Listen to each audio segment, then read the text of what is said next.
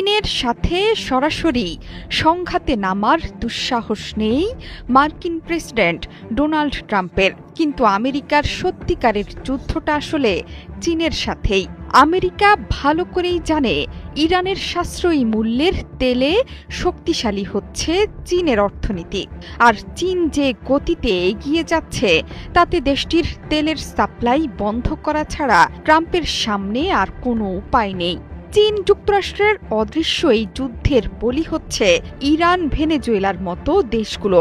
সব সংঘাতের নেপথ্যে ঘুরে ফিরে একটি জিনিসই বারবার আসছে, সেটি হচ্ছে তেল। সমালোচকরা বলছেন একমাত্র তেলের জন্যেই ভেনেজুয়েলার প্রেসিডেন্ট নিকোলাস মাদুরোকে তুলে নিয়ে গেছেন মার্কিন প্রেসিডেন্ট। আর এই তেলের কারণেই বছরের পর বছর ধরে পশ্চিমাদের সাথে ইরানের সম্মুখ সমর।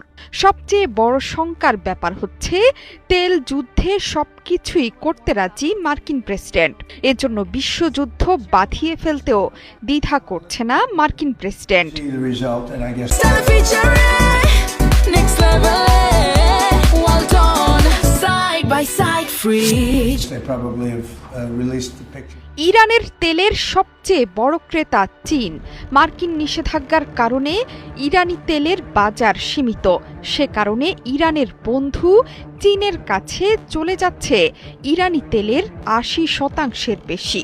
গত বছর চীন গড়ে প্রতিদিন ১.৩৮ মিলিয়ন ব্যারেল ইরানি তেল কিনেছে, যা সমুদ্রপথে আমদানি করা মোট ১০.২৭ মিলিয়ন ব্যারেলের প্রায় ১৩.৪%। বিশেষ ছাড়ের কারণে ইরানি তেলের প্রতি আকৃষ্ট বেইজিংয়ের ক্রেতারা। এছাড়া ইরানের সাথে চীনের আছে ২৫ বছর বয়সী সহযোগিতা চুক্তিও।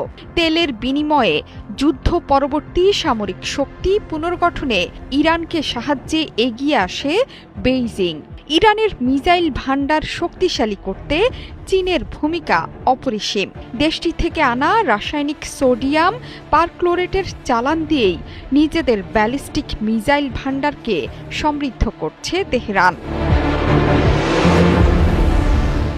ইরান যুক্তরাষ্ট্র যুদ্ধের দামামায় বিশ্ববাজারে আবারও বেড়েছে তেলের দর।